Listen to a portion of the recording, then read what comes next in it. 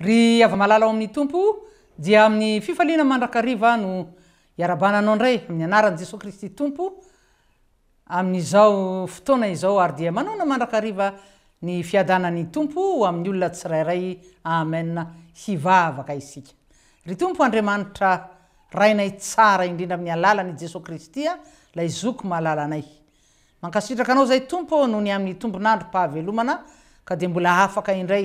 handinika ny teninao hitombo amin'ny fahalalana ny teninao ary hitahiry izany teninao izany ao anatin'ny fosaina mampanahinay mba azahoanay mandrakariva ry tompo mamita ny azakazaka eto amin'ity tany fandalovana ity dia tolotra ianao hatrany ny voninahitra ary matoky izay fa ny fanahinao masina mitarika anay amin'izany amin'ny anaran'i Jesosy Kristy tompo ny vavahanay amen ry ava-malala ny tenin'Andriamanitra ho banjintsika amin'izao fotoana izao dia voarakitra ao amin'ny tantara boky ny tantara faharoa tantara faharoa toko faefatra amby telopolo ka manomboka eo amin'ny andininy fahasivy amby roapolo ka hatramin'ny andininy faefatra amby telopolo farany izy io moa dia tantarany mpanjaka Josia izay tena nanana fitiavana an'Andriamanitra ary koa fitiavana ny mpiray tanindrazana taminy fitondrana mpanjaka nisy moa tamin'izany fotoana izany fa raha amin'izao fotoana iainantsika izao aty amin'ny taona 2024 aty zany dia azo ambara i Josia ho tena hoe filoham-pirenena chef d'État zany hoe nitovy laharana amin'ny filoham-panjakana misy amin'izao vanim-potoana izao ary tena fakatahaka tanteraka riavana ho an'ny mpitondra fanjakana maneran-tany nataon'ity mpanjaka Josia ity inona avy ary ny voalaza momba azy mpanjakan'ny Israely sy Joda zany hoe nidadasika ny faritra na ny faritany nanjakany kanefa tsy sanatria hoe nahatonga azy ho mpanjaka miedinedina izany hoe nisekoseko ny avinavina ny rere na sanatria nahatonga azy hoe mpitondra tsirefesy mandidy na ny tompo teny fantatra fa vao maika koa nanosika azy aninona anana fahatahorana an'Andriamanitra ary dia hitantsika eto amin'izao boky ny tantara faharoa toko faefatra amby telopolo izao moa ny santionany amin'izany fitiavany sy fanajany an Jehovah Andriamanitra izany inona avy ary riavana ireo pirofo manambara izany voalohany nantsoiny ny mpitondra fivavahana toy ninona toy ny loholona eo amin'ny andininy fahasivy amby roapolo no ahitantsika an'izany sy ny mitoy amin'ny andininy fahatelopolo vakitsika amin'ny anaran'ny tompo ary ny mpanjaka ozy izy Josia io zany naniraka olona ka nampivory ny lolon'ny Joda sy Jerosalema rehetra dia niakatra ao an-tranon'i Jehovah ny mpanjaka sy ny lehilahy rehetra tamin'ny Joda sy ny mponina tany Jerosalema mba amin'ny mpisorona sy ny levita ary ny vahoaka rehetra na lehibe na kely zany hoe nampivory ny olona rehetra ny be sy ny maro izany ary reo mpitondra fivavahana aloha dia nantsoiny fa tsy izy ireo ihany fa araka ny namakitsika azy teo hoe ny olona rehetra mihitsy ary raha atao zany ny fampitahana amin'izao volana febroary 2024 izao ka i Madagasikara ohatra no resantsika dia ny filoham-pirenena zany naninona nampivory ny mpitondra fivavahana izany hoe ireo efada lehibe eo anivon'ny tantany eo anivon'ny FFKM ary tena zay mihitsy io voalaza eto amin'ity tantara faharoa ity toko faefatra amby telopolo riavana dia inona ndraiky io no nataony novoriny mba haninona ianao dia vakitsika ny toy ny ao amin'ny andininy fahatelopolo dia novakiny teo anatrehany ny teny rehetra teo amin'ny boky ny fanekena zay hita tao an-tranon'i Jehovah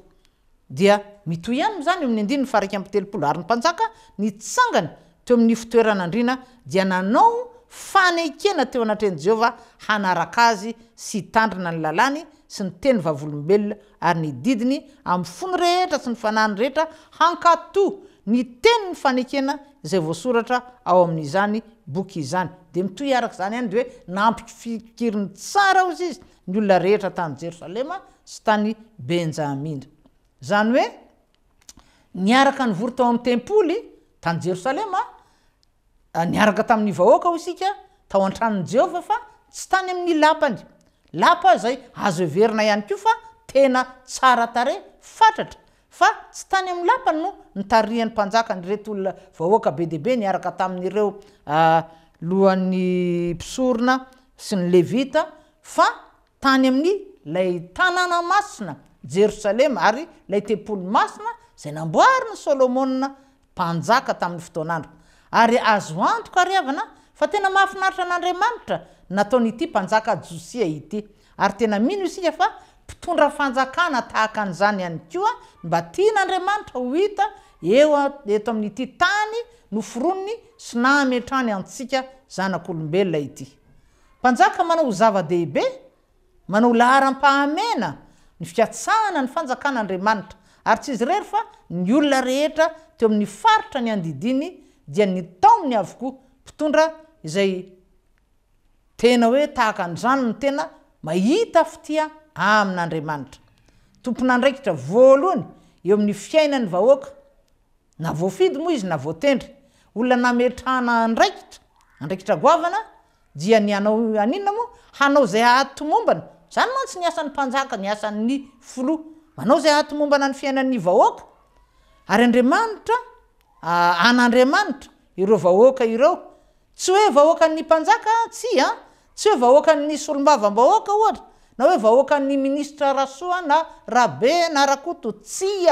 fa vahoaka an'Andriamanitra ary tsy ny jiosy tsy ny hebreo tsy ny zanak'Israely ihany ny vahoaka an'Andriamanitra fa an'Andriamanitra avokoa rehefa mety ho foko pirenena rehetra eto ambonin'ity planeta tany ity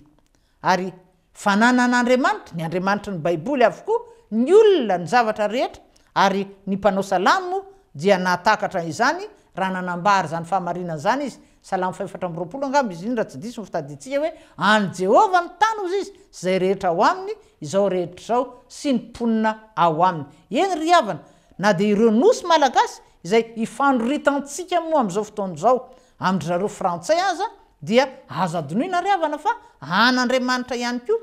fa nomen'Andriamanitra antsika malagasy kosa fananan'Andriamanitra nomeny antsika ary amin'ny mahatompony azy dia mijery izy mandinika izy fantany hoe iranona sy ranona no tompona andraikitra voalohany ary mijery Andriamanitra hoe inona tsara moa no ataon'ireo tompona andraikitra ireo eo amin'ny fireneny tsirairay avy mba manao tahaka ny Josia ve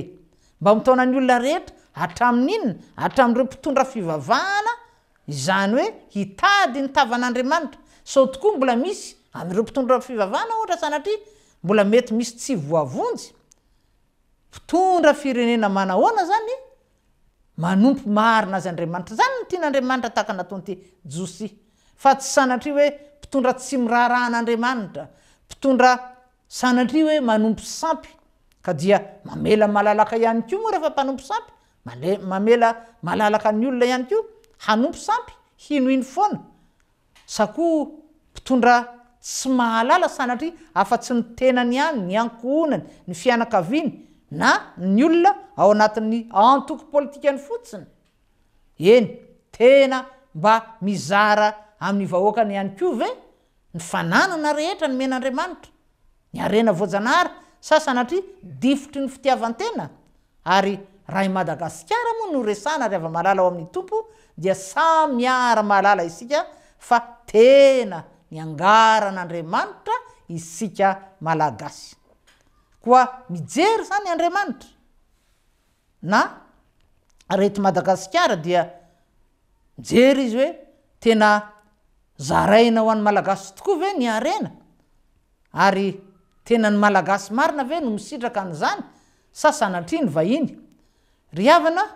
hoy ny voasoratra ao amin'ny salamo 4:10 eo amin'ny andininy 2 zao no ivakiny amin'ny anaran'ny tompo azosika vakina manomboka diny voalohany azy hoe ny adalany manao anankapo eo izy tsy misy Andriamanitra manao zay raha tsy vetavety izy tsy misy manao tsara de hoy ny andininy 2 eny an-danitra Jehova miondrika mijery ny zanak'olombelona mba iza na misy endry mitady an'Andriamanitra miondrika mijery ny zanak'olombelona ary mbola miverina ihany koa ry havana eo ao amin'ny salamo fahatelo amby dimampolo eo amin'ny andininy faharoa ary marina fa ireo salamo reo dia salamo nataon'iza nataony davida zay mpanjaka ihany ko tam'izany fotoany zany davida zay nanjaka ary tena nanaja fatratra ihany ko an'andriamanitra ary dia men'andriamanitra ny fanapana zanak'Israely izy nandritra ny 70 taona ary isaky ny etsika davida manoloana ohatra hoe niady natao tamin'ny fahavalo dia nanontany mandrakariva n'andriamanitra izy hoe inona ry Jehova Andriamanitra no tokony atao de mbola hitantsika koa zany hoe Andriamanitra mijery zany ao amin'ny salamo fahatelo amby folo amby zato eo amin'ny andininy fahadimy sy fahaenina zao nivakiny amin'ny anaran'ny tompo iza ny tahaka ny Jehova Andriamanitsika zay mipetraka any amin'ny avo nefa miondrika mijery ny any an-danitra sy ny ety an-tany sady jereny zany ny any an-danitra misy azy any fa jereny koa ny eto amin'ny tany riavana mijery arak'izany ary mahita ny zavatra rehetra io Andriamanitra ivavahantsika io Andriamanitra ny Baiboly zany Andriamanitra mahery mahagaga tompony hery sy ny fahefanatra any an-danitra sy ety an-tany mahita ny tsy fahamarinana ihany koa ataon'ny zanak'olombelona eny miondrika mijery mijery ihany koa hoe sao sanatry ny vahiny indray no mahazo alalana ny mahazo zo hitrandraka am'kahalalana ny arena ohatra hoe eto Madagasikara ny eto tanindrazana zany ka sanatry ny malagasy mpiray tanindrazana indray ny malagasy mpiray ray indray no lasa tompony mangatakatona no lasana natao anjorom-bala ary raha izany tokoa miseho riavana tena tsy fahamarinana izany ary tsy mahafaly an'Andriamanitra izany satria tsy rariny tsy fahitsiana kanefa ny Andriamanitra inontsika tompointsika dia Andriamanitra marina sy mahitsy ary mitaky fahamarinana amintsika olombelona ihany koa eny misy tokoa fotoana zay everitsika fa to mangin'Andriamanitra to sanatry mamela malalaka ny ratsy hanjaka ny ratsy fanahy hanjakazaka mamela ny olony ny vahoaka ny tanondrika to sanatry everitsika fa mamela ny vahoaka hilofika ao anaty fijaliana ao anaty fahantrana ao anaty fahoriana ao anaty tsy fisina sy ny sisa tsy ariava malala fa izao manana ny fotoana ny Andriamanitra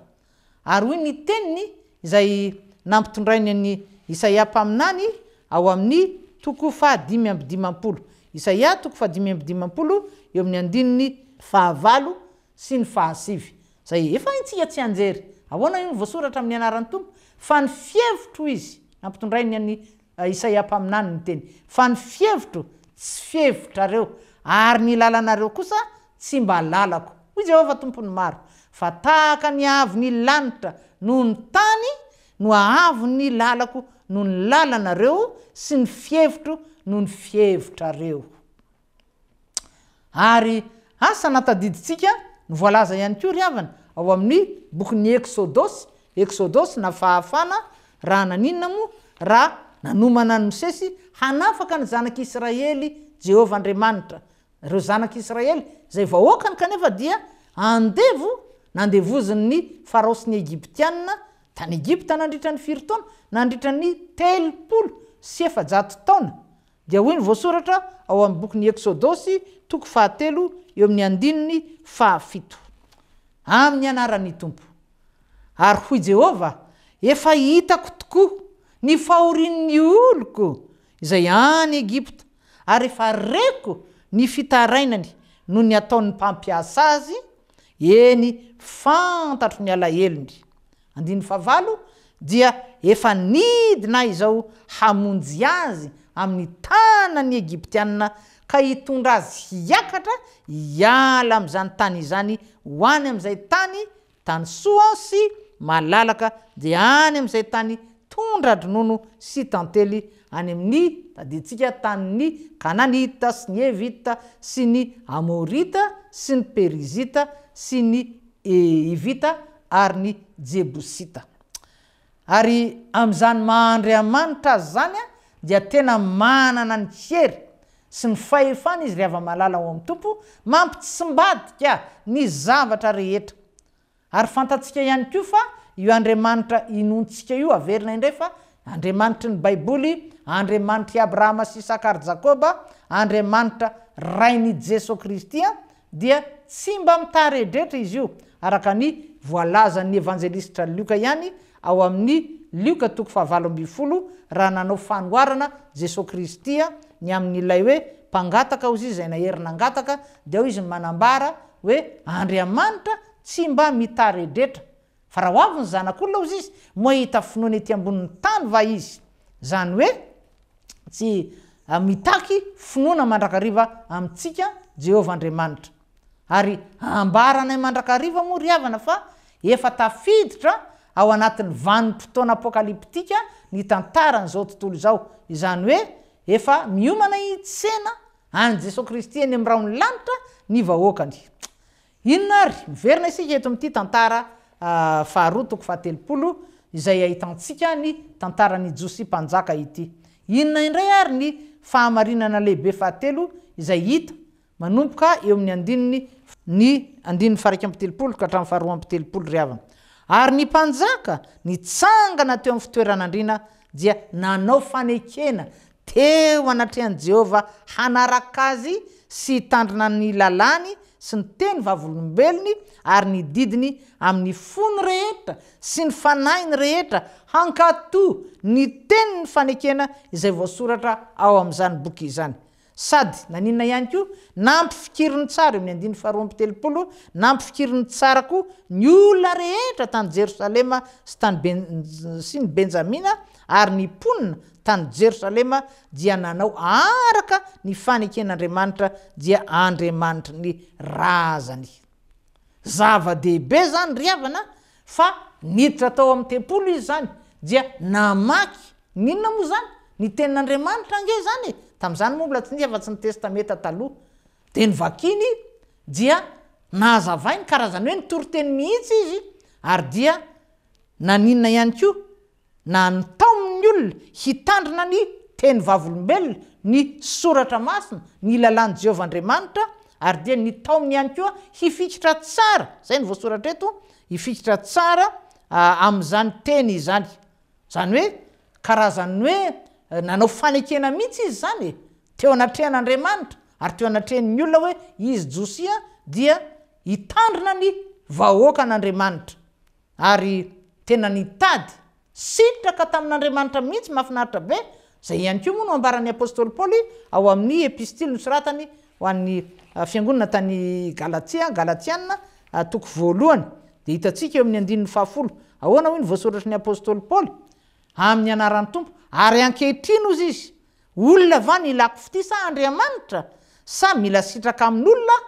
raha mbola mila sitraka amin'olona aho dia tsy mpanompo ny Kristy tena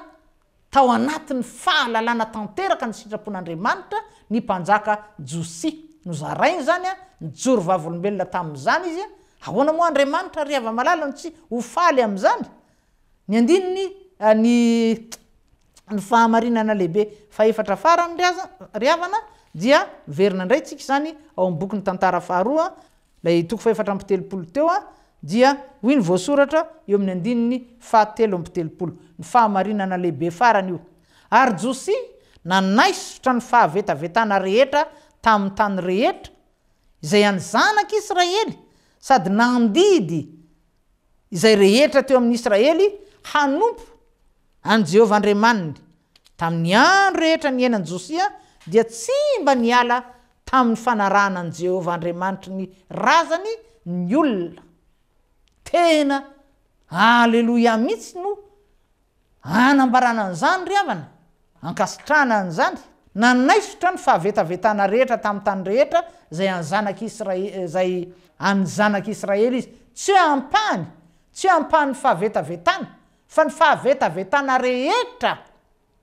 ary tsy hoe tamin'ny ampahany tany ihany hoe alao ny ary ihany fa ny ary sao dia tsy mahafaly ny ampahany mponina ka tsy ho tafapetraka eto amin'ity fanjakana ity tsia mazava-be araka zany nataon'ity Josia mpanjaka ity inona zany nataony hoe manaisotra ny fahavetavetana zany hoe nanao fandrodanana ny tsangam-bato tsampy ary io moa dia efa baiko ny Jehovahandriamanitra io hitantsika amin'ny toko sy andinitsoratra masina maro ao amin'ny testameta taloha ohatra hitantsika zany eo amin'ny bokyny Deutéronomie toko 240 eo amin'ny andininy 220 fa tsy ovakitsika daholo fa voafetra moa ny fotoanantsika hitantsika koa izany hoe baiko ny Jehovahandriamanitra ny amin'ny tokony androdanana ny tsangam-bato tsampy na tsy tokony ivavana amin'ny tsangam-bato tsampy ao amin'ny bokyny Levitikosy hitantsika koa izany ohatra ao amin'ny mpanjaka mpanjaka voalohany azafady toko 7 eo amin'ny andininy 10 na eto ihany koa amin'ity bokyny tantara faharoa ity tsy jery lavitra isika fa mamadika kely tantara faharoa toko 4 dia amin'ny andininy faharoa na manomboka amin'ny andininy voalohany mihitsy aza dia iza ndray koa no tantarana mpanjaka iza ihany koa no anarany no voasoratra eto ry havana nisy mpanjaka anankiray ihany koa eto amin'ity bokyny tantara faharoa toko 4 eo amin'ny andininy faharoa ity Asa no anarany izay inona koa no nataony izy koa ry hava-malala dia nanana fahasahina nandrava ny toeram-panimpony tsampy vakitsika amin'ny anaran'ny tompo izany andiny voalohany sy faharoa ary Asa nanao zay tsara sy mahitsy eo i mason'ny Jehovahandriamanitra fa inona nataony nandrava ny altarany firenena hafa sy ny fitoerana avo izy sady nanorotoro ny tsangam-bato tsampy ary ny kapa ny Asera moa dia anisan'ny sampy lehibe anankiray tahaka ny hoe bala zay notompoin'ny firenena tsy mba nafantatra tsy mba nanompo an Jehova mpanao ny lanitra sy ny tany Jehovahandriamanitry ny baiboly Andriamanitry Abrahama sy Isaka ary Jakoba ry hava-malala raha ho fitinina ireo fahamarinana zay matehidera hitantsika nataony Josia lehibe ny fitondram-panjakana teo amin'ny Israely sy Joda dia tena fakatahaka ho an'ny mpitondra na firenena inona na firenena aiza inona avy ary izy ireo voalohany ny antso ary nampivory ny mpitondra fivavahana rehetra teo amin'ny faharitany andidiny izy mpanjaka raha teo moa izy ka dia afaka nanatanteraka malalaka tsara an'izany ary afaka nanao an'izany isika zany hoe inisiativa tena mahafinaritra be mahatehidera no ny raisiny tsy hoe niantsony loolona na ny mpanoradalàna fotsiny izy satria nila azy ireo hoe asa hoe mba hivavaka ho azy mba hiangavy azy hoe ento ambavaka ry havana tompoko satria mba ho mafiorina tsara ny fanjakako zay asa hoe efa mety miozongozona tsia fa tena nantsoiny izy ireo mba hiary hivavaka tamin'ny tempolin'i Jerosalema fa tsy tany amin'ny lapany faharoa novoriny ny be sy ny maro mba ahafan'izy rehetra miainy ny tenin'Andriamanitra zay izy mpanjaka ny namaky azy tao amin'ny tempolin'i Jerosalema io zany ny fahamarinana faharoa hitantsika teo inona ny fahatelo Josia mpanjaka tsy mba nila sitraka tamin'ireo tandapany na hoe tamin'ireo mpanjaka hafa tahaka azy tsy nila sitraka tamin'ireo mpisorona sy mpanoradalàna fa Andriamanitra irery ihany no nilany fitia Andriamanitra irery ihany no ny anteherany ny tenin'Andriamanitra irery ihany no ny fikirany sy ny taomany ny hafa ihany koa mba hifikitra amin'izany tenin'Andriamanitra izany ary ny faefatra farany nanaisotra ny fahavetavetana rehetra tamin'ny tany rehetra zay any zanak'Israely izany hoe nandrodana ny tsangam-bato tsampy araka ny baiko ny meny Jehovahandriamanitra ny firenena zay efa nofidiny moa tao anatin'ny maro dia ny vahoaka Israelita ry hava-malala ao amin'ny tompo aoka ary isika ihany koa vahoaka ahery hivavaka hifona hangataka andreo mpitondrantsika reo mpitondra ny mpitondra firenena sy reo miara-dia aminy eny ry havana Jesosy Kristy koa nefa efa niteny tamin'ny mpianany ary averina matetika eto ao amin'ny filazantsara nosoratan'ny apôstôly Jaona fitiavana eo amin'ny toko 5:10 eo amin'ny andininy 7 ahoana hoy ny tompo amin'ny anaran'ny tompo raha miray amiko ianareo ka mitoetra ao anatinareo ny teniko dia angatao zay tianareo na inona fa ho tonga aminareo izany. Zany hoe tena afaka mitalao ihany koa isika kristianina, isika zay efa nandray fiainam-baovao amin'ny Kristy, isika zay manana fiainam-bavaka matanjaka, zay efa voasasany rany Kristy, dia afaka mangataka isika mitalao amin'ny Tompo hanomezany antsika ihany koa mpitondra manahoana, mpitondra tahaka n'ity Josia mpanjaka itya izay voavitantsika teo, ny amin'ny fiainany, ny amin'ny fahasahiny nanompo an'Andriamanitra ary azo ampoizina ihany koa ny amin'ny fanasoavana nataony Jehovahandriamanitra ny fireneny. Dia man'Andriamanitra irery ry ava-malala ny voninahitra zay fa azy hatramin'ny taloha ary dia ho azy mandrakizay ary ho amintsika mandrakariva ny fiadanan'ny Tompo. Amen. Hivavaka isika. Ry Andriamanitra rainay tsara indrindra, Andriamanitra fitiavana, Andriamanitra be voninahitra, Tompony hery sy ny fahefanatra any an-danitra sy ety an-tany. Ary Andriamanitra efa nanome anay malagasy ihany koa ny teny, ny Baiboly voadika amin'ny tenin-drazanay. Mankasitraka anao zay ry Tompo fa tsy mitsahatra mampianatra anay ianao, tsy mitsahatra miteny aminay ianao, ary indrindra eo ambany ny fitarihan'ny fanahinao masina. Ary tamin'ity fotoana ity dia nampafantarinao ny fiainan'ny mpanjaka anankiray tamin'ny fotoan'andro mpanjakan'ny Israely dia Josia. Andriamanitra mankasitraka anao indrindra ny amin'izany teninao izany, ary maniry koa izahay mba hanana Andriamanitra mpitondra tahaka an'izany hitondra an'ity Madagasikara izay efa nomenao ny are-miavosa rehetra, kanefa kosa mifona aminao izahay satria rambony gisitra izahay raha amin'ny filaharana eran-tany. Mamindrafo aminay Andriamanitra ary dia ampianary mandrakariva izahay hivavaka mandrakariva ka tsy reraka, ary dia amin'ny anaranao ry Jesosy Kristy zoko malalanay no ivavahanay. Amen. Ry havana dia tapitra indray zany ny fotoanantsika, koa dia manao velomanao ho tahin'ny Tompo, ary afaka herinandro iray raha mbola tsy miverina eny amin'ny rahony lanitra Jesosy Kristy. Dia veloma indrindra Tompoko. Famarinana manandratra ny firene.